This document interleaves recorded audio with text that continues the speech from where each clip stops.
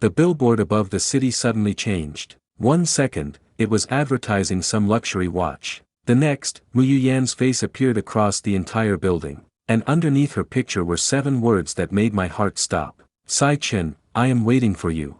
I stared at the screen from across the street, my suitcase still in my hand. For a few seconds, I couldn't move. Then I laughed. Not because it was funny, because it was ridiculous. In my previous life, I had spent 10 years trying to make that woman look at me. Now that I had finally decided to leave her alone, she was putting my name on the biggest billboard in the city. 10 seconds of advertising on that screen reportedly cost a fortune, and she had apparently decided that my name was worth every cent. I lowered my sunglasses. She's insane.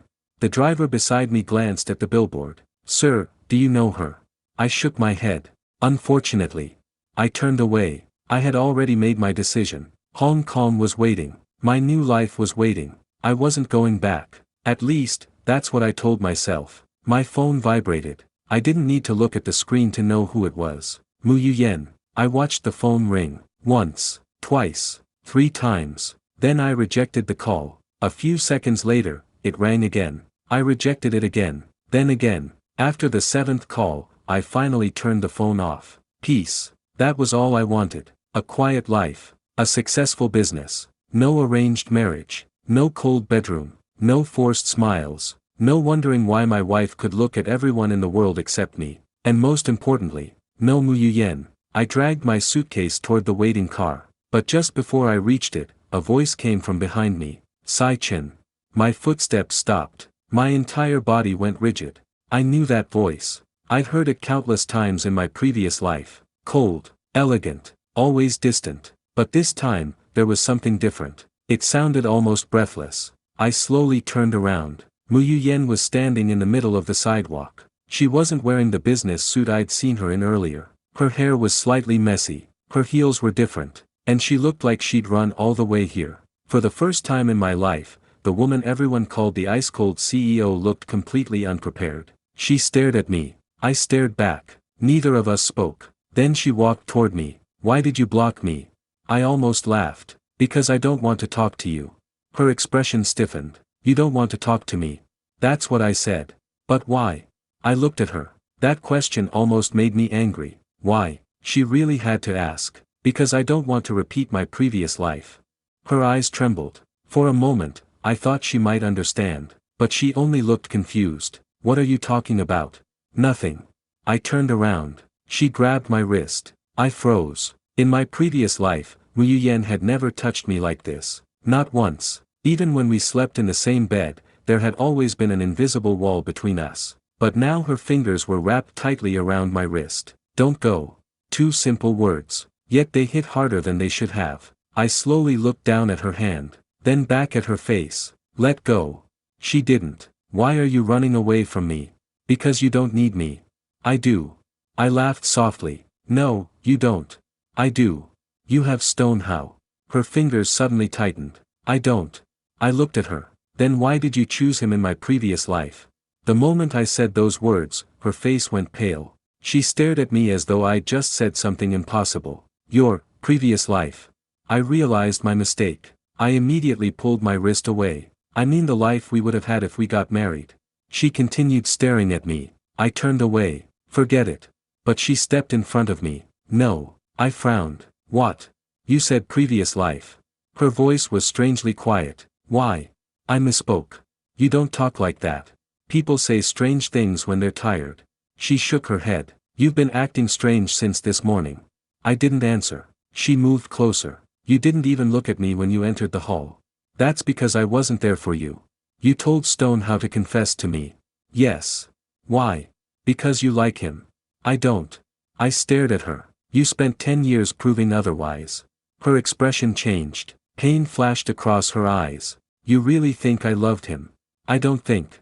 I picked up my suitcase. I know. She looked at me for several seconds. Then she asked quietly, did I ever tell you that? I stopped. What?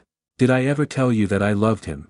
I didn't answer. Because the truth was, she hadn't. Not directly. I'd simply assumed it. Everyone around us had assumed it. Stone How had acted like it. And Mu Yuyan had never corrected anyone. But there was something else. In my previous life, when I asked her if she would have been happier if she'd married someone else, she had only said she was sorry. I'd taken that as an answer. Maybe it wasn't, but it didn't matter anymore. Whatever your answer is, I said, it's too late.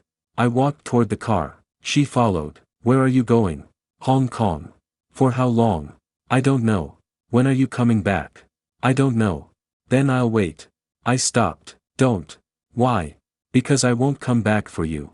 She stared at me. I expected anger. Instead, she looked terrified. That surprised me. Mu Yuyan had never been afraid of losing anything. She was the woman who could sit across from a billion-dollar negotiation and make the other side sweat. But right now, she looked like someone watching the only thing she cared about disappear. Then I'll go with you. I almost choked. What? I'll go to Hong Kong. No. Why? Because you're busy. I'll cancel everything. No. Then I'll move my work there. Mu Yuyan. She stopped. I took a breath. You don't understand. Then explain it. I spent my entire life trying to make you happy.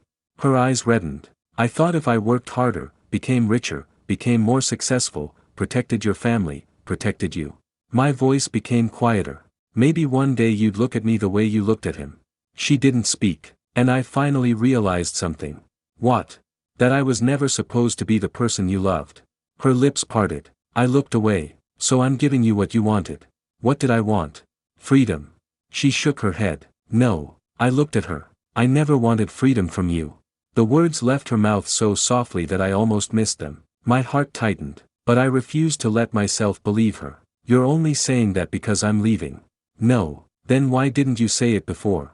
She went silent. Exactly. That was the problem. Silence had destroyed 10 years of my life. I couldn't build another life on words that arrived too late. I opened the car door. She suddenly grabbed my sleeve. Sai Chen. I looked at her. Don't make me chase you. I gave her a tired smile. You won't catch me.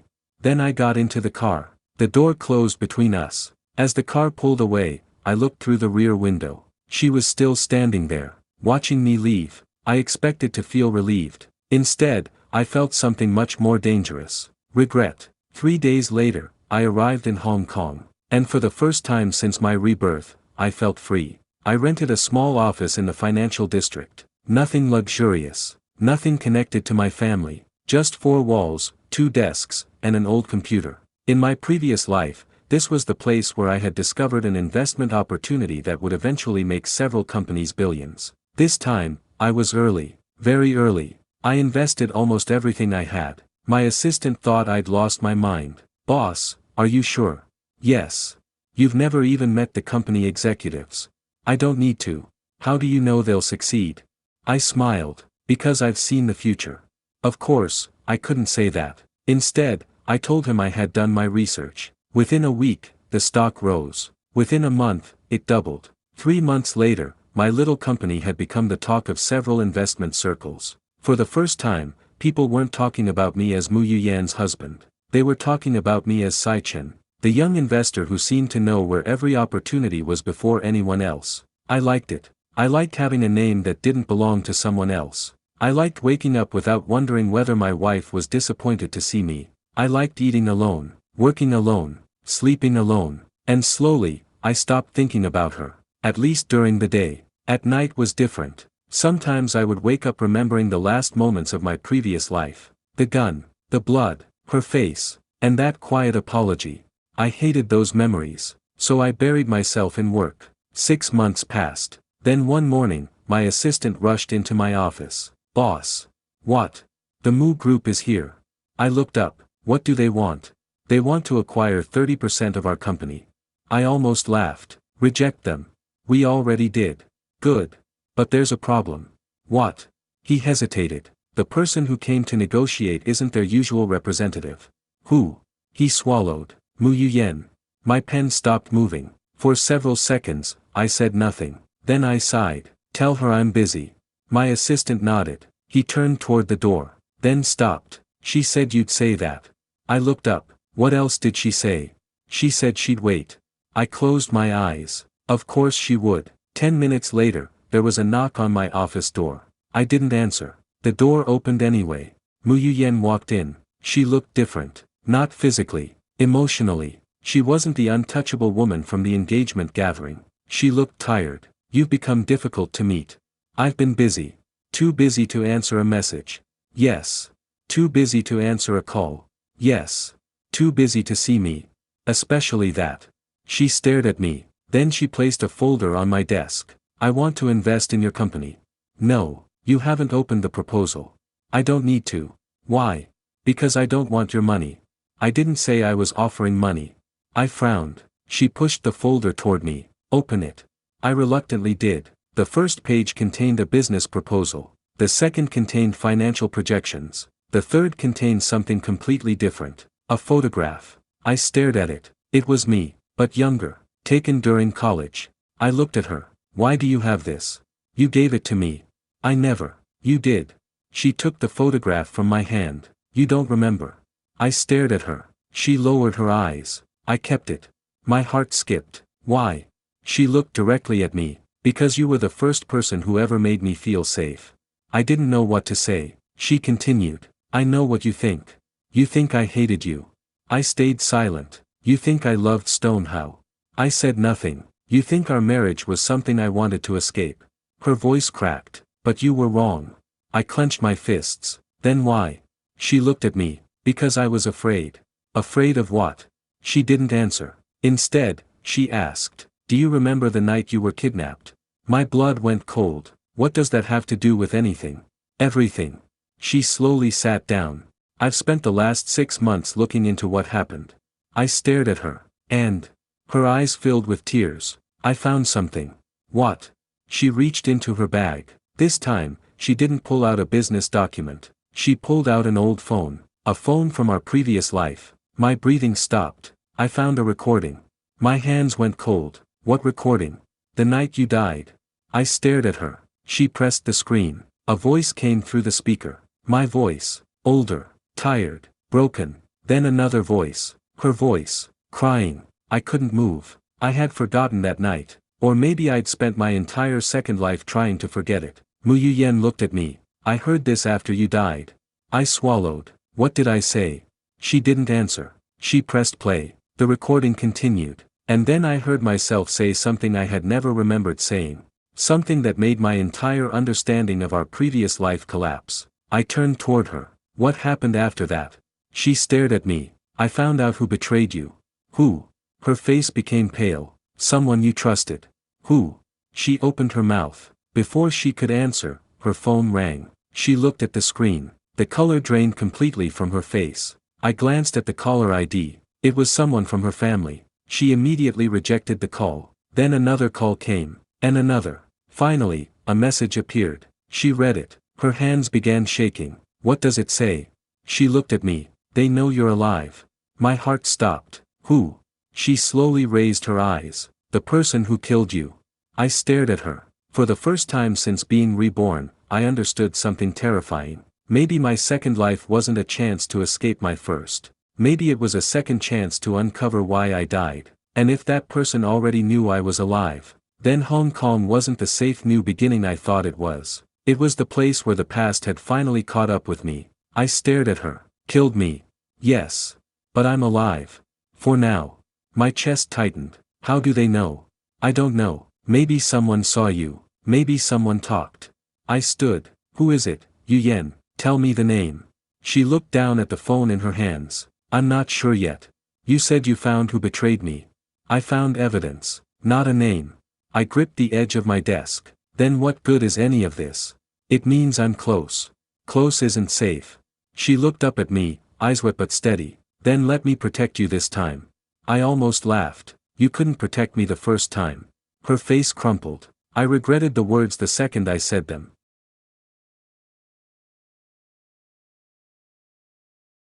She didn't argue. She just picked up the old phone and slid it back into her bag, hands trembling. I deserved that. Yuyan, no, you're right. I couldn't save you before, but I'm not the same person. I studied her. 6 months ago she'd looked like the untouchable CEO from every headline. Now she looked like someone who hadn't slept properly in weeks. Who else knows I'm here? No one from my side. I made sure of it. Then how did they find out? I don't know. That's what scares me. My assistant knocked and poked his head in. Boss, everything okay? I heard. Cancel my afternoon. I said. All of it. He blinked, then nodded and shut the door. Yu Yan watched me. You believe me now? I believe someone's coming, I said. I haven't decided if I believe you. She flinched, but didn't leave. Then let me prove it. How? Give me 48 hours. I'll have the name. And if you're wrong, then you disappear again, somewhere I can't follow. I studied her face, searching for the calculation I used to find there in every conversation. I didn't find it. Just fear, plain and unhidden. Fine, I said. 48 hours. She exhaled like she'd been holding her breath for 6 months. Thank you. Don't thank me yet. She turned to leave, then stopped at the door. Sai Chen. What? The recording. There's more. I only played you the beginning. My stomach dropped. Then why didn't you play the rest? Because you weren't ready to hear it. She left before I could ask what she meant. I sat alone in my office, staring at the closed door, feeling the walls of my new life quietly rearrange themselves around me. That night, I couldn't sleep. I kept replaying the sound of my own voice on that recording, older, rougher, broken in a way I didn't recognize. A version of me that had lived through something I couldn't remember. I picked up my phone and called my assistant. Boss, it's midnight.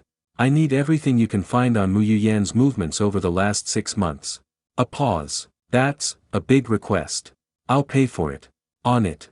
I hung up and walked to the window. Hong Kong's skyline glittered below, indifferent to the fact that somewhere out there, someone who had once put a bullet in me was learning I hadn't stayed dead. I thought of the billboard. I am waiting for you. At the time, I'd thought it was obsession. Now I wondered if it had been a warning. By morning, my assistant had a folder waiting on my desk. She wasn't lying, he said. Mu Yuyan quietly pulled resources from 3 company divisions over the last 6 months. Private investigators. Forensic accountants. She's been building a case file.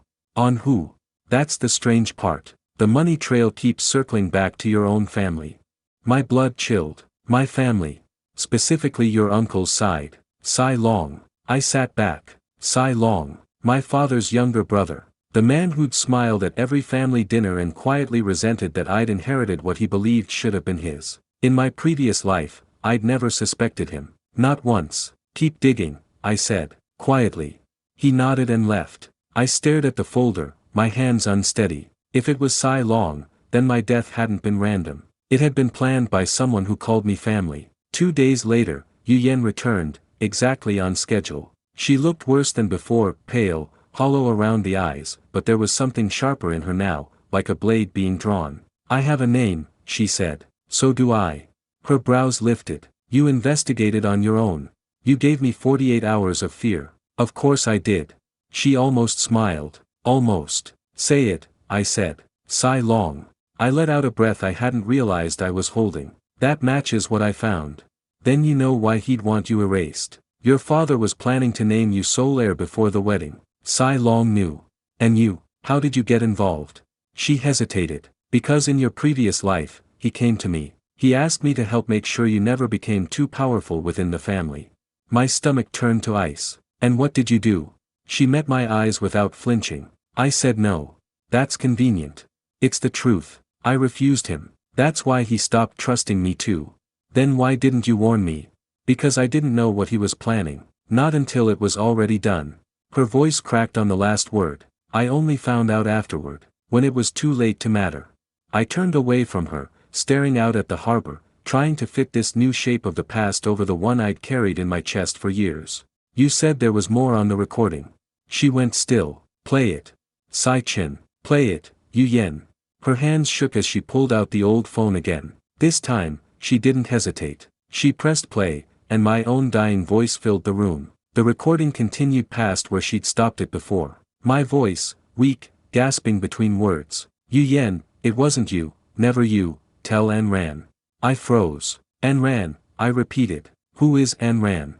Yu Yan's face went white as paper. You don't know. Know what? I've never heard that name in my life.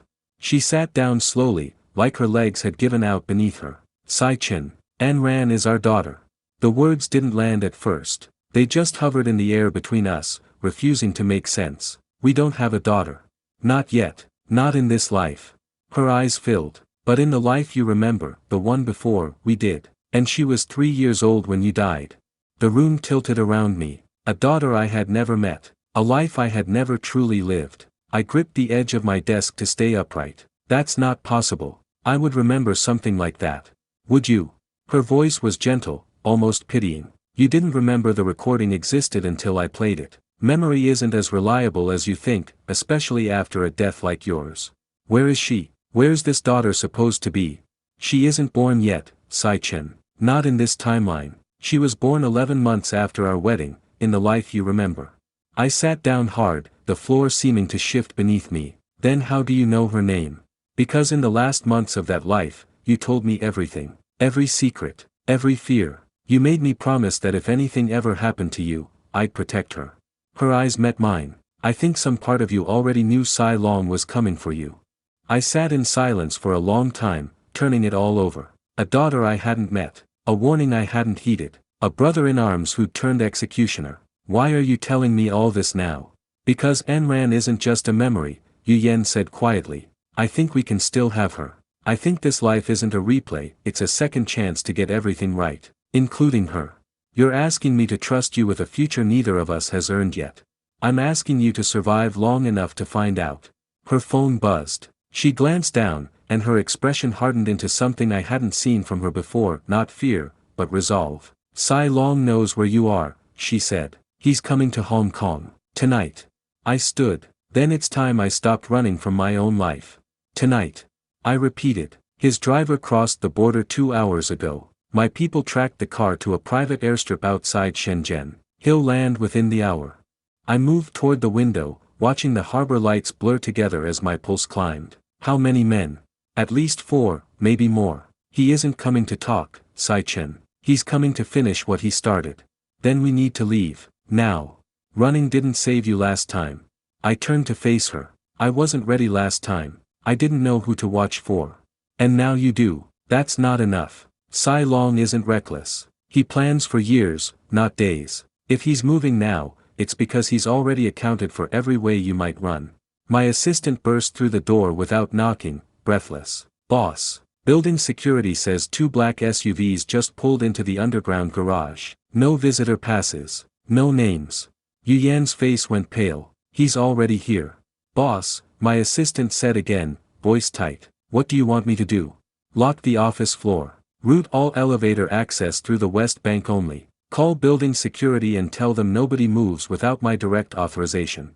He nodded and disappeared, already dialing. Yu Yan grabbed her bag. There's a service stairwell behind the archive room. It leads to the parking structure on the opposite side of the building. You know this building. I had it surveyed the day I found out you were here. I told you, I've been preparing. For the first time, I didn't argue with her. We moved fast, cutting through the narrow hallway past rows of dark cubicles. My heart hammered against my ribs, adrenaline sharpening every sound, footsteps, elevators, the distant hum of the city outside. At the archive room door, Yu Yan stopped abruptly and pressed her palm flat against my chest. Wait. Voices. Low, controlled, coming from the stairwell just ahead of us. We were already too late. Yu Yan yanked me backward into the shadow of a filing rack just as the stairwell door creaked open. 2 men in dark suits stepped into the hallway, scanning both directions with the unhurried precision of people who had done this before. One of them spoke quietly into a wrist mic. Floors clear on this side, moving to the offices. I held my breath. Yu Yan's fingers were locked around my sleeve, her nails pressing crescents into my skin. The men turned the opposite direction, disappearing toward the executive suites, toward the office we'd just left. They'll find it empty, I whispered. Which buys us maybe 90 seconds before they realize we're still in the building. She pulled me toward the stairwell they'd just vacated. This isn't the plan anymore. There is no plan, she said. There's just staying alive long enough to make one. We slipped through the door and started down, our footsteps echoing far too loudly in the concrete silence, every level a countdown toward the parking structure and whatever waited for us there. We reached the parking level 3 floors down, lungs burning, and pressed against the cold concrete wall beside the exit door. Where's your car? I asked. Not here. My driver's circling the block, but he can't get close with those SUVs blocking the entrance. Then how do we get out? She pulled out her phone, hands shaking as she typed a message. There's a delivery entrance on the east side. Restaurants use it for supply trucks. It's not gated. You really did plan for this. I told you I wasn't the same person. A shout echoed from somewhere above us. The men had realized the office was empty. They know, I said. Then we move. We ran across the parking structure, weaving between concrete pillars and parked cars, the fluorescent lights buzzing overhead like something out of a nightmare I couldn't wake from. Behind us, a door slammed open, and heavy footsteps thundered onto the same level. Yu Yan grabbed my hand. Don't stop. Whatever happens, don't stop. For the first time in either of my lives, I didn't let go. We burst through the delivery entrance into a narrow alley reeking of cooking oil and wet pavement, the noise of the city rushing back around us like a held breath finally released. A black sedan idled at the mouth of the alley, headlights off. That's mine, Yu Yan said, breathless. We sprinted toward it. The rear door swung open before we reached it, and her driver, an older man with a scar along his jaw, waved us in without a word. I threw myself into the back seat. Yu Yan followed, slamming the door just as the car lurched forward. Go, go, go, she said. The driver didn't need telling twice. Tires screeched against wet asphalt as we shot out of the alley and into traffic, weaving between cars with a precision that told me this wasn't his first time driving someone away from danger. I twisted to look through the rear window. Two men emerged from the delivery entrance just as we turned the corner, already too far behind to follow. For a moment, neither of us spoke. Then Yu Yan exhaled shakily. That was too close. We're not safe yet, I said. Not even close. The driver took a winding route through the city, doubling back twice before merging onto the highway toward the new territories. Where are we going? I asked. A property under a shell company. Nobody connects it to me. Not even my own board knows it exists. You built an escape route for me before I even agreed to trust you. I built it in case you never did. Her voice was quiet. I wasn't going to let you die twice because I was too proud to prepare. I studied her profile in the passing streetlights, the tight set of her jaw, the way her hands hadn't stopped trembling since the parking garage. You're scared. Of course I'm scared. The old Mu Yuyen never admitted that. The old Mu Yuyen never almost watched you die in a stairwell. Something in her voice cracked, and for a moment the ice-cold CEO the world knew disappeared entirely, leaving only a woman who looked like she might fall apart if I said one wrong word. I reached over, hesitant, and covered her shaking hand with mine. She didn't pull away. The safe house turned out to be a modest villa tucked behind a wall of overgrown bougainvillea, far enough from the main road that the city's noise faded into distant static. Inside, the furniture was covered in white sheets, like the place had been waiting years for someone to need it. Nobody stayed here? I asked. Only me. Once, when I needed to think without anyone finding me. I pulled a sheet off a couch and sat down heavily, the adrenaline finally draining out of my limbs and leaving something closer to exhaustion in its place. Yu Yen disappeared into the kitchen and returned with 2 glasses of water, setting one in front of me before sitting across the room, keeping a careful distance between us. We need a plan, I said. We can't keep running blind. Agreed. Tomorrow I'll have my people trace exactly how Sai Long found your location. Someone talked, and I intend to find out who. And tonight. She met my eyes. Tonight, we rest. You haven't slept properly in days. Neither have I. I almost argued, but the truth was, my body had nothing left to give. I woke before dawn to the sound of quiet footsteps in the hallway. For a moment, panic seized my chest. Sai Long's men, already here, until I recognized the rhythm of Yu Yan's steps, careful and deliberate, the way she used to move through our old house when she thought I was asleep. I found her in the kitchen, staring out the window at the graying sky, a cold cup of tea forgotten in her hands. You didn't sleep, I said. Neither did you. I slept some. Liar. I almost smiled. It was strange, this ease between us, like something that had been buried under 10 years of silence was finally allowed to breathe. Tell me about her, I said, and ran. Yu Yen turned, surprised. You want to know now? I want to know everything I missed. Every version of the life I don't remember living. She set down the tea and sat across from me, her expression softening into something almost like hope. She had your eyes, she said quietly. Stubborn, the way you get when you've already decided something before anyone else finishes talking. I felt something in my chest ache for a person I'd never met. What else? I asked, unable to stop myself. Yu Yan's eyes softened further, the way they used to in the recording, that older, tired version of her voice I'd heard through the phone speaker. She loved the rooftop garden. You built it for her 3rd birthday, even though the contractors said the weight restrictions wouldn't allow it. You spent a month arguing with engineers just so she could have somewhere to plant sunflowers. That sounds like something I'd do. It was reckless. And she loved you for it. I looked down at my hands, trying to imagine a daughter who didn't exist yet, who might never exist if Sai Long succeeded where he'd failed before. We'll get there again, Yu Yen said, as if reading my thoughts. This time without the mistakes. You don't know that. No, but I intend to make it true anyway. Her phone buzzed on the counter, cutting through the fragile quiet. She glanced at the screen, and her expression shifted instantly, the softness replaced by something sharper, more alert. It's my head of security, she said. He says he's found the leak. Yu Yen answered the call and put it on speaker, her jaw tight. Tell him what you told me, she said. A man's voice, clipped and professional, filled the kitchen. Ma'am, we traced the breach to an internal transfer 3 weeks ago. Someone accessed the investor database and cross-referenced it against shell companies you'd flagged for investigation. Whoever did it knew exactly what they were looking for. Who has that level of access? Only 4 people, including yourself. Name them. He listed 3 names I didn't recognize, then paused. And the 4th. Yu Yen's knuckles whitened around the phone. Say it, she said. Director 1. Your father's personal assistant for the last 15 years. The color drained from her face. That's not possible. He's been loyal to my family since before I was born. The access logs don't lie, ma'am. She ended the call, staring at the phone like it had betrayed her personally. Yu Yen, I said carefully. Who is Director 1 to Sai Long? She looked up at me, eyes hollow. His father-in-law.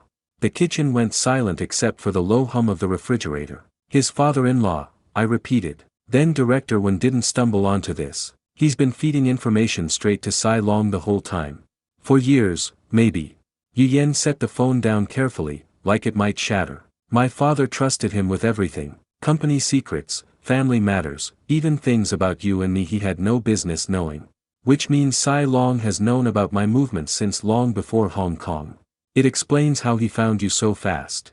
She pressed her palms against the counter, steadying herself. It doesn't explain how he knew you were alive at all. That question hung between us, heavier than the rest. Someone told him, I said slowly. Someone who knew I survived my previous life. Someone who remembers, like I do. Yu Yan's head snapped up. You think there's another person like you? Someone else who was reborn? I don't know what else would explain it. The idea settled over the room like a shadow neither of us wanted to acknowledge. Yu Yan paced the length of the kitchen, arms crossed tightly over her chest. If someone else remembers the previous life, they could be feeding Sai Long everything. Your habits, your instincts, places you'd think to hide. Or they could be working against him, I said. We don't know which. That's too great a risk to assume the best. I'm not assuming anything. I'm saying we can't rule it out. She stopped pacing and looked at me, something calculating returning to her expression, the version of her the world knew from boardrooms and negotiations. Then we need to find out who else survived whatever happened to us. And we need to do it before Sai Long uses them against you. Us, I corrected quietly. She blinked. What?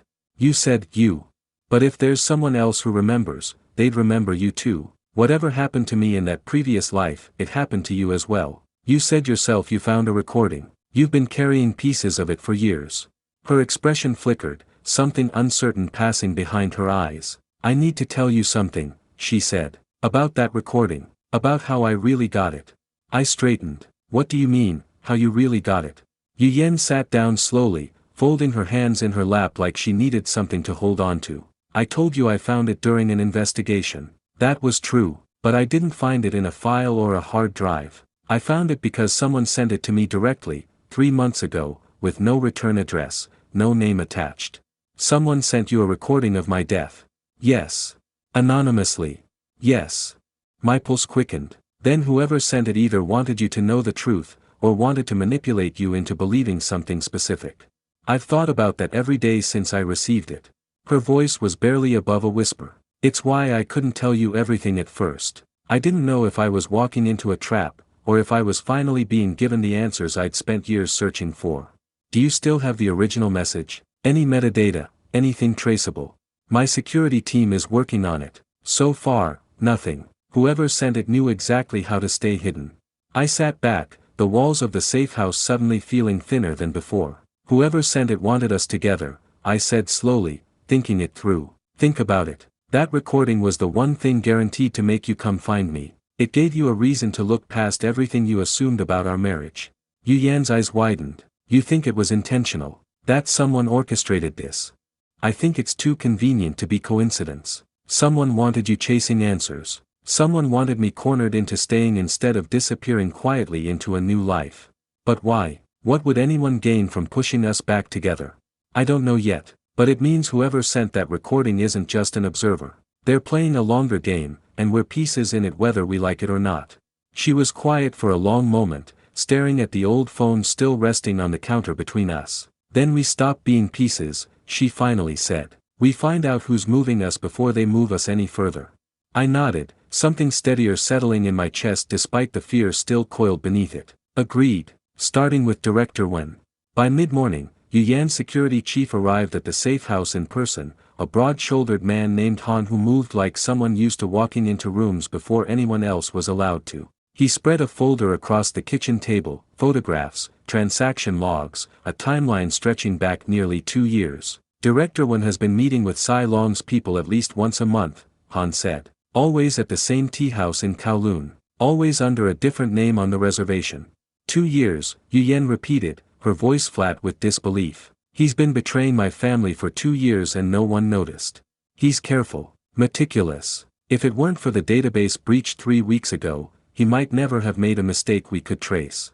I leaned over the table, studying the photographs. In one, Director Wen sat across from a man I didn't recognize, younger, sharp-featured, watching the door with the alertness of someone used to being followed. Who's that? I asked, tapping the photo. Han's expression tightened. We don't know yet, but he's been present at every single meeting. I stared at the unfamiliar face in the photograph, something uneasy stirring in my chest. Can you get a clearer image? Han nodded and pulled out a tablet, tapping through a gallery until a sharper photo filled the screen. The same man, caught mid-conversation, one hand resting on the table beside a teacup. The moment I saw his eyes, something cold moved through me. I know him. Yu Yan looked up sharply. From where? I don't know, but I've seen that face before. In my previous life, maybe. Or somewhere I can't place yet. Take your time, Han said. Sometimes the details come back slower than the memory itself. I closed my eyes, trying to force the recognition into focus, but it slipped away like water through my fingers, leaving only a faint, persistent unease. He feels dangerous, I said finally. Not in the way Sai Long is dangerous. Different, quieter. Yu Yan studied the photo again, her jaw tightening. Han, I want a name by tonight. Whoever this man is, he's not just watching from the sidelines. He's involved in something bigger than a family feud. Han left within the hour, folder tucked under his arm, promising an answer by nightfall. Once the door closed behind him, the safe house fell quiet again, the kind of silence that pressed against the walls rather than filled them. You should eat something, Yu Yan said, moving toward the kitchen. You haven't since yesterday. I'm not hungry. You never were, even before. You'd forget meals for days when you were focused on something. I looked at her. You remember that? From this life, or the other one?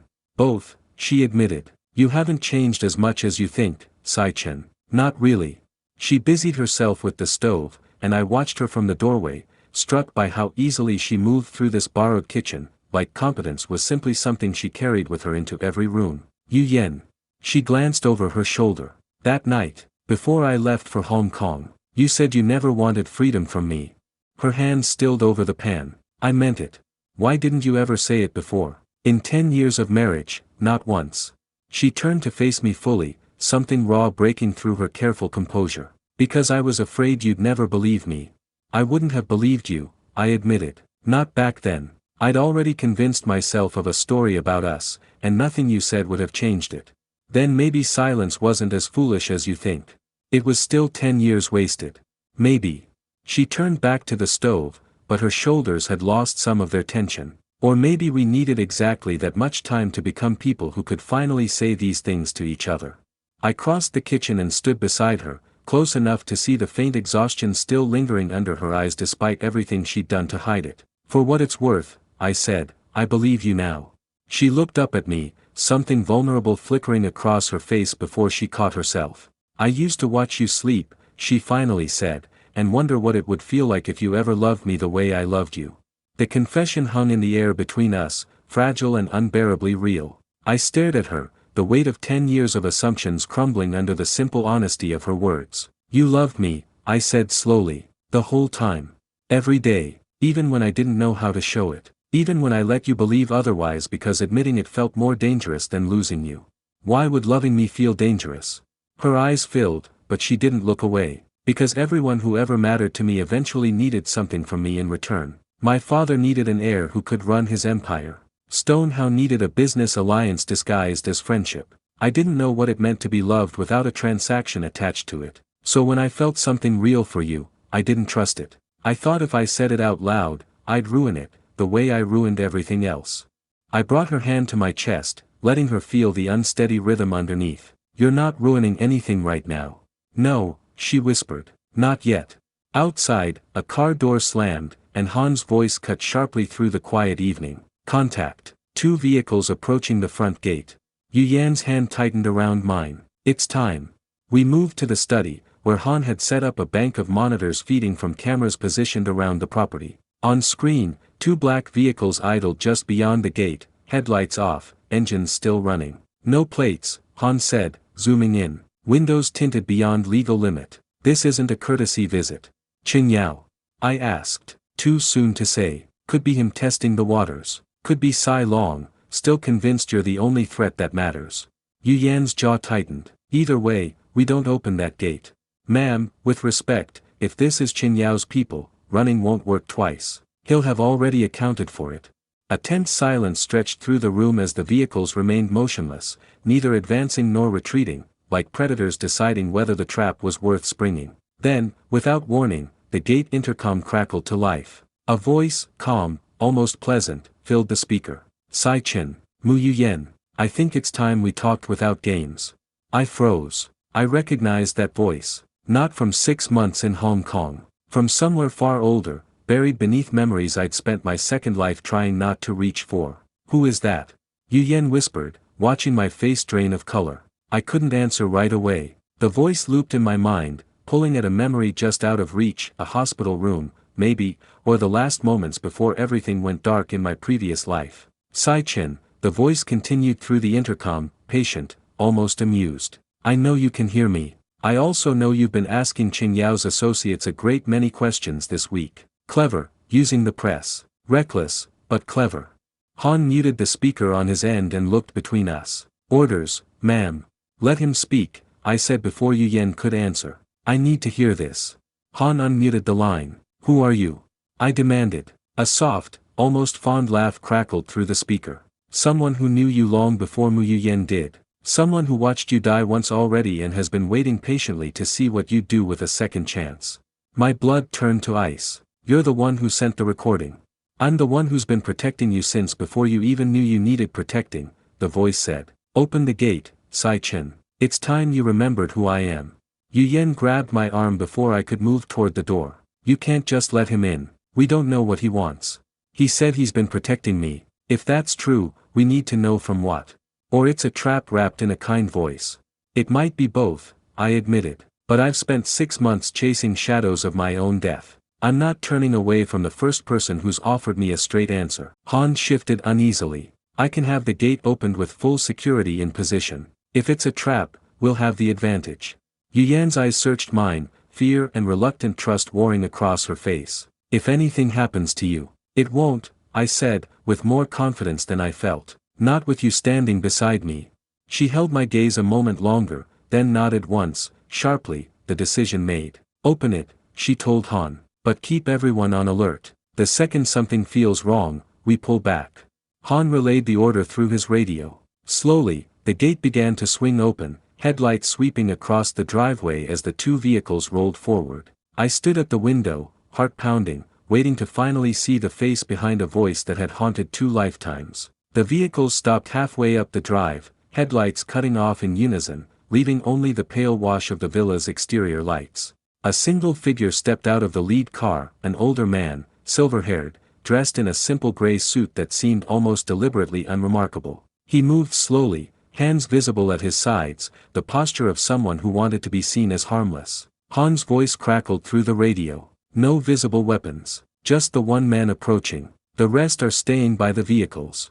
Yu Yan's grip on my arm tightened as the man drew closer, his face gradually resolving under the porch light. The moment I saw him clearly, something inside me cracked open. I knew that face. Not from 6 months in Hong Kong. Not from any memory I could name. But my body remembered before my mind did, a tightening in my chest, an old, buried ache that felt disturbingly like grief. Sai Chen, the man said warmly, stopping a respectful distance from the door. You don't recognize me yet. That's all right. It took me time to piece myself back together too, the first time. Who are you? I asked again, my voice unsteady. He smiled, sad and knowing. I'm your father. From the life before this one. The words hit me like a physical blow. That's not possible, I said. My father died when I was 23. In this life and the one before it. Your father in blood, yes. I'm speaking of something different. The man's eyes were gentle, patient, the kind of patience that only came from having explained something many times before. May I come inside? What I have to tell you isn't meant for a driveway. Yu Yan stepped slightly in front of me, her voice hard. Explain yourself first. Out here. He inclined his head, unoffended. Fair enough, Ms. Mu. In the life Sai Chen doesn't fully remember, I raised him after his own parents passed when he was young. Not by blood, by choice. I was the one who taught him how to survive in a world that saw him only as an asset to be married off or eliminated. Something in his voice, in the careful cadence of his words, tugged at a memory just beneath the surface, a kitchen table, worn hands demonstrating how to tie a tie, a voice saying stand up straight, they'll only respect what looks unshakable. My throat tightened. Master Yen, I whispered, the name arriving from nowhere and everywhere at once. The old man's eyes filled with tears. You remember. We brought him inside, though Han insisted on searching him first and posting 2 guards just outside the study door. Master Yen sat across from us, his hands folded calmly in his lap, looking around the room with the faint, wistful expression of a man revisiting a memory decades old. How are you here? I asked. How are you alive, remembering the same life I remember? The same way you are, he said. Death isn't always the end it claims to be, not for those of us tangled up in whatever force decided your story deserved a second telling. I died 3 years before you did, in the life we both remember. I woke up here, decades younger, with every memory intact. Then why didn't you find me sooner? His expression darkened. I did find you. I've been watching over you since you were born in this life, Sai Chen. Quietly, from a distance. I couldn't risk revealing myself too soon, not until I understood who else might have been reborn alongside us. Yu Yan leaned forward. Qin Yao. Master Yen's gaze shifted to her, something wary entering his expression. Yes, he said quietly. Qin Yao remembers too, and he was the one who killed Sai Chen the first time. The room went utterly still. You're certain, I said, though I already knew the answer from the way Master Yen's jaw tightened. I've spent years confirming it. Qin Yao wasn't always a fixer for hire. In our previous life, he was your business partner. Your friend, even, for a time. He believed he deserved a larger share of everything you built together, and when you refused to give it to him, he found other ways to take it. My mind reeled, trying to fit this new information into a past I could barely remember. Why would he still be doing this? If he already killed me once, why come back for a second attempt in a life I only just began? Because he remembers everything you've built here too, Master Yen said grimly. The investments, the company, your instincts for opportunity that made you wealthy in months instead of years. He's watched you succeed again, faster this time, and it's reignited the same resentment that killed you before. Yu Yan's hand found mine beneath the table, gripping tightly. And Sai Long, she asked. Where does he fit into this?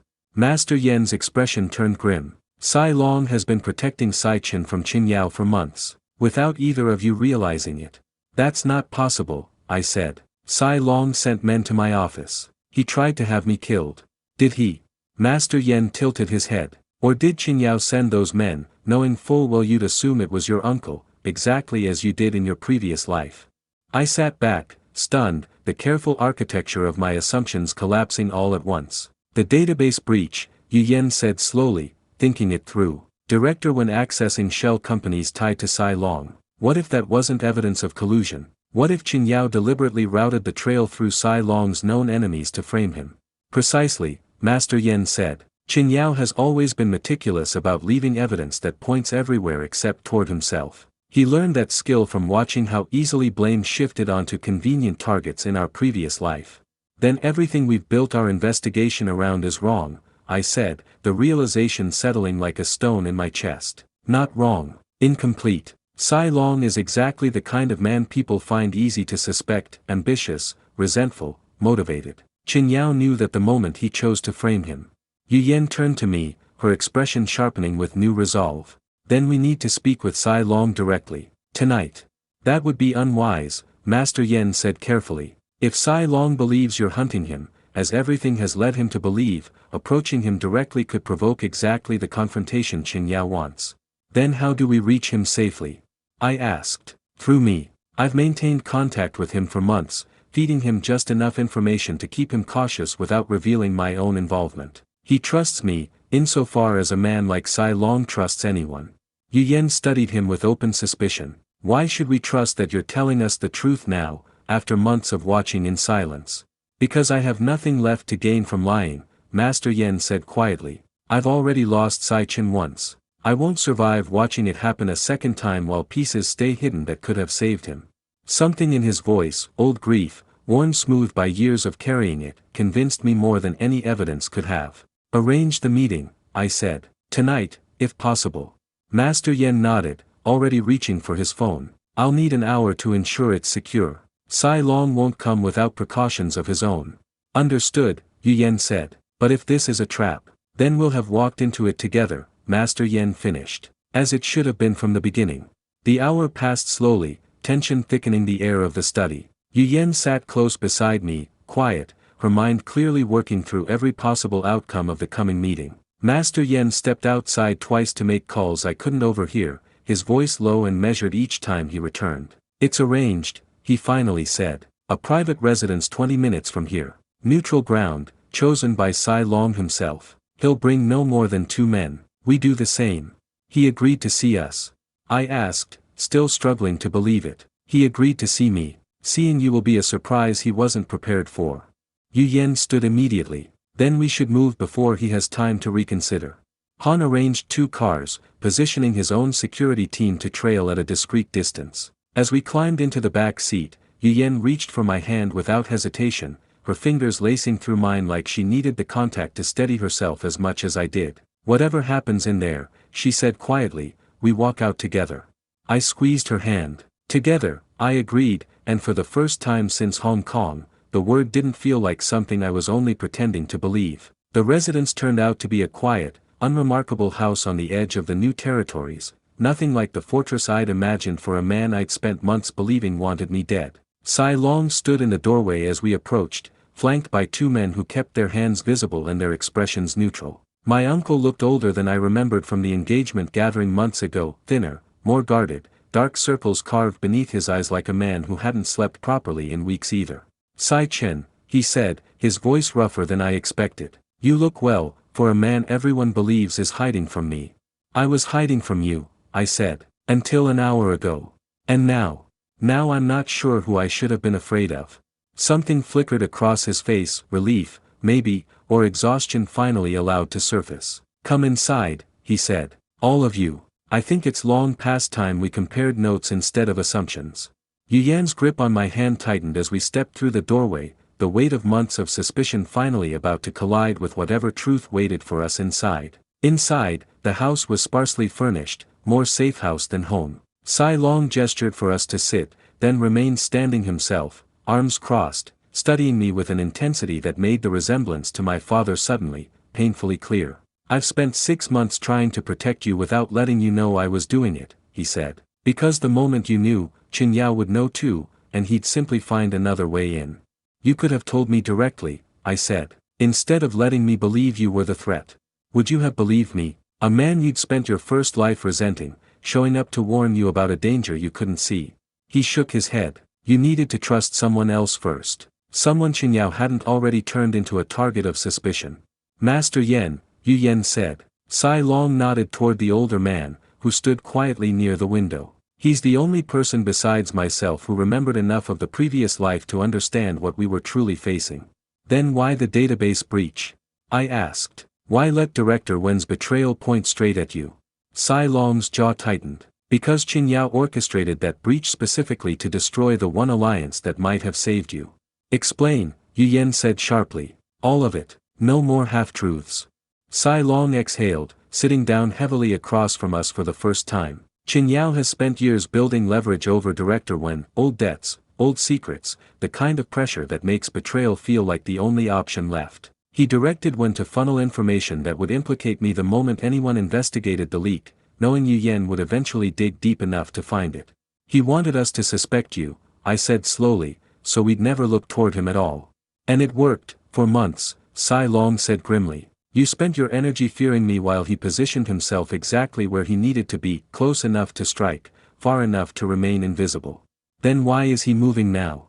Yu Yan asked. Why not wait longer, if his plan was working? Master Yan answered from the window, his voice quiet. Because of the leak to the press. Qin Yao believes Sai Chen is close to exposing evidence tied to his previous crimes. He can't afford to wait any longer.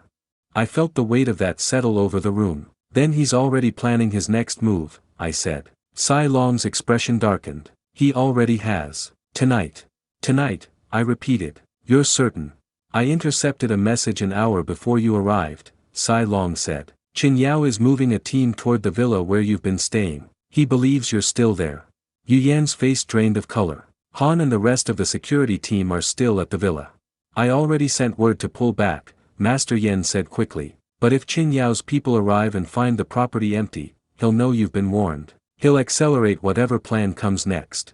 Then we need to get ahead of him, I said, not just react. Sai Long studied me for a long moment, something like approval crossing his weathered face. You sound like the man I remember from before, when you still trusted me enough to strategize together instead of merely surviving. I don't fully trust you yet, I said honestly, but I trust that we want the same outcome tonight. That's enough for now. He moved toward a map spread across the table, gesturing us closer. Qin Yao operates out of 3 known properties. If we can determine which one he's coordinating from tonight, we have a chance to end this before he strikes again. Yu Yan leaned over the map, her expression hardening into focus. Then let's find him first. Sai Long's men worked quickly, cross-referencing utility records, recent property leases, and satellite communications tied to the 3 locations. Han, patched in remotely from the villa, confirmed his team had already relocated Yu Yan's most sensitive equipment before Qin Yao's people arrived. They searched the property for 20 minutes, Han reported through the phone. Found nothing. They've already moved out, heading north. Toward which location? Sai Long asked, studying the map. Coordinates match the warehouse district near Tunmun. Master Yan exhaled sharply. That's the property he's used before. In our previous life, that's where he kept people he wanted to disappear quietly. The words settled over the room like a physical weight. Then that's where he's planning to bring me, I said. If he catches me. He won't get the chance, Yu Yan said fiercely. Not this time. Sai Long began issuing instructions to his men, voice low and clipped, the practiced authority of someone who'd spent years directing operations far more dangerous than boardroom negotiations. I watched him, searching for any trace of the man I'd wrongly feared for months, and found instead someone who'd apparently spent that same time quietly ensuring I survived long enough to learn the truth. We move in 2 hours, he said, before he expects us. The 2 hours passed in tense preparation. Sai Long's men reviewed satellite imagery of the warehouse district, marking entry points and likely blind spots, while Yu Yan coordinated quietly with Han to ensure the villa's security detail could regroup and support the operation without drawing attention.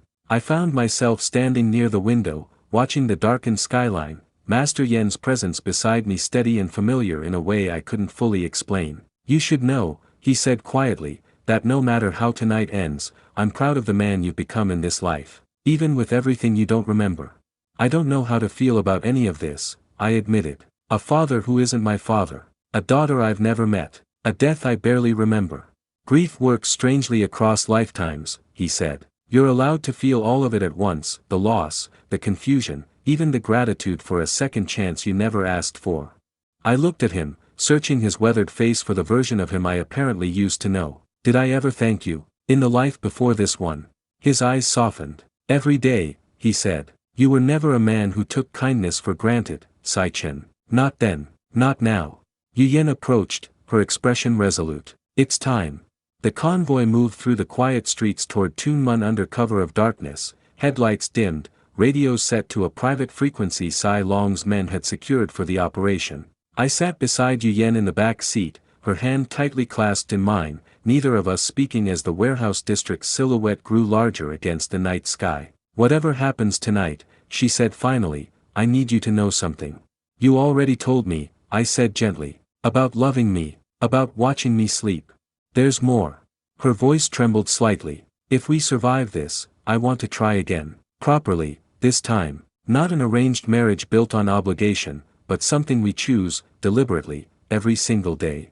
I turned to look at her fully, something warm cutting through the fear coiled in my chest. I want that too, I said. I think I've wanted it since the moment you chased me down that sidewalk with your hair a mess and your heels mismatched. A faint, surprised laugh escaped her, quickly swallowed by the gravity of what waited ahead. Focus, Han called from the front seat, though I caught the small smile tugging at his mouth. We're 2 minutes out. Yu Yan squeezed my hand once, firmly. Together, she reminded me. Together, I agreed. The convoy stopped 3 blocks from the warehouse, engines cutting off in near silence. Sai Long's men moved out first, spreading into the shadows with the practiced efficiency of people who'd done this before, while Han's team fanned out to secure the perimeter. You stay behind me, Sai Long told me quietly, checking a small earpiece. Whatever you think you owe this confrontation, tonight isn't the night to prove it. I'm not looking for a confrontation, I said. I'm looking for answers. Then let us get you close enough to demand them safely. We moved through the dark streets, the warehouse looming ahead, its corrugated walls rusted and silent under the moonlight. A single light glowed from a side window, the only sign anyone was inside. Master Yen's voice came low over the radio. Thermal imaging shows 6 individuals inside. Qin Yao's signature heat pattern matches the one near the central office. 6 against our 12, Sai Long murmured. Manageable, if we move quietly. Yu Yan's hand found mine one last time before we split into position, her eyes fierce despite the fear I knew she was hiding. Be careful, she whispered. I will, I promised, though neither of us fully believed it. Sai Long placed a steadying hand on my shoulder. You don't have to go in first. Yes, I said quietly, I do. He studied me a moment longer, then nodded, stepping back to let me approach the door alone. I pushed it open. Qin Yao looked up from a desk cluttered with monitors, entirely unsurprised to see me standing there. Sai Chen, he said calmly, took you long enough. You expected me, I said, stepping into the office, Sai Long and 2 of his men filing in silently behind me. I expected this conversation eventually. I just assumed it would happen after I'd already finished what I started 6 months ago. Qin Yao leaned back in his chair, entirely too relaxed for a man surrounded on all sides. You've gotten resourceful this time around, Sai Chen. Faster than before. It's almost impressive. Why? I asked, the question I'd carried since Master Yen first spoke his name. We were partners. Friends, even, according to what I've been told. Why kill me? Something cold flickered behind Qin Yao's eyes. Partners, he repeated bitterly. You built an empire on ideas I helped shape, and when it came time to divide the reward, you decided friendship meant a smaller percentage than I deserved. I watched you grow richer every year while I stayed exactly where you'd placed me, useful, but never equal. So you had me killed. I gave you an opportunity to reconsider first. You refused. He shrugged, the gesture chillingly casual. Some mistakes only need correcting once to understand their price. And this time? I asked. What was my mistake this time? Qin Yao smiled, thin and humorless. Surviving long enough to remember. You're surrounded, Sai Long said flatly, stepping forward. Whatever leverage you think you still have, it ends here. Qin Yao's calm didn't waver. Leverage isn't something you carry into a room, Sai Long. It's something you set in motion long before you arrive. He tapped a key on the monitor beside him, and one of the screens flickered to life, displaying a live security feed. My stomach dropped. The feed showed the villa where Yu Yan had been staying, except she wasn't there anymore. It showed instead a small apartment I didn't recognize, cluttered with medical equipment and monitors. A woman lay in a hospital bed, unconscious, and 4 lines taped carefully to her arm. Who is that? I demanded, though something in my chest already understood the answer before Qin Yao spoke. A surrogate, he said simply. One your wife arranged 8 months ago, before you ever left for Hong Kong. I've had her monitored since I learned of the pregnancy. Yu Yan's voice came sharply through the radio in my ear, her tone raw with shock. Sai Chen, I can explain. Qin Yao's smile widened. Anran's already on her way into this world, he said. The only question left is whether either of her parents survives to meet her. The room tilted around me. A surrogate. You arranged a surrogate before I even left. Yu Yan's voice cracked through the radio again, thick with emotion. I wanted to give you a reason to come back, even if you never chose me. I never intended to tell you this way. I'm sorry, Sai Chen, I should have. Later, I said, cutting her off, my focus locked on Qingyao. Where is she being held? Somewhere your uncle's men won't find in time, Qingyao said, rising slowly from his chair. I imagine you're calculating how many minutes you have before deciding whether to chase me or chase her. You won't leave this room, Sai Long growled, stepping forward with his men closing ranks around the desk. I don't need to leave, Qingyao said calmly. I only needed you distracted long enough for my real operation to proceed uninterrupted. A distant explosion rattled the warehouse walls, dust raining down from the rafters. Shouts erupted outside, Han's voice cutting through the chaos over the radio, urgent and sharp. We've got a fire in the east wing. It's a diversion, someone's breaching the perimeter from the north. Qingyao smiled, unbothered by the chaos he'd clearly orchestrated. Decisions, Sai Chen. They tend to matter more than memories. Go, Sai Long said sharply, meeting my eyes. Find her. I'll finish this. He'll disappear the moment I leave, I said. Then let him disappear. Right now, nothing matters more than that woman and my grandniece. The word landed heavier than I expected, cutting through my panic with unexpected steadiness. I nodded once, already turning toward the door. Sai Chen, Qingyao called after me, almost gentle. For what it's worth, I never wanted this to involve a child. That part was never part of my original plan. Someone else insisted on using her as leverage. I froze in the doorway. Someone else. You still haven't asked yourself the right question, he said quietly. Who benefits most from you dying twice, Sai Chen? Not me. I only ever wanted what I believed I was owed. Ask yourself who wanted you gone permanently, with no chance of ever coming back. Master Yan's voice crackled urgently through my earpiece. Don't listen to him. He's stalling, trying to plant doubt while his people finish extracting the surrogate. I hesitated only a moment longer, Qinyao's words already burrowing into the back of my mind like a splinter I couldn't ignore. Then I ran, Yu Yan's voice guiding me frantically through the radio toward wherever Anran waited to be born. I sprinted through the smoke-filled corridors, Han's voice guiding me through the radio toward the north breach point where Qinyao's extraction team had been spotted. 2 vehicles, moving fast, Han reported. They've got the surrogate. I'm redirecting 2 men to intercept, but they've got a head start. Yu Yan, I said into the radio, breathless. Where are you? Already moving, she answered, her voice tight with focus. I diverted here the moment Qingyao mentioned the pregnancy. I should have told you sooner. I'm sorry. We'll talk about that later. Right now, tell me you have a plan. I have a location. Han's men tracked the vehicle to a private clinic 2 miles from here. If they're moving her, that's where they're taking her to deliver safely. I burst through the warehouse's north exit into the cool night air, Sai Long's men already forming up around 2 waiting vehicles. Then that's where we go, I said, climbing into the nearest car. Now. The engine roared to life, tires screeching against pavement as we sped toward the clinic, every second stretching unbearably thin between me and a daughter I hadn't even known existed until tonight. The clinic came into view minutes later, a small private building tucked behind a row of shuttered shops, its windows glowing faintly against the darkness. Yu Yan's car arrived seconds after mine, and she was out the door before it fully stopped, sprinting toward the entrance with a determination that left no room for hesitation. I followed close behind, Sai Long's men fanning out to secure the perimeter as we pushed through the front doors. Inside, the reception area was empty, chairs overturned, a single nurse cowering behind the front desk. Where is she? Yu Yan demanded. The woman they brought in. Where did they take her?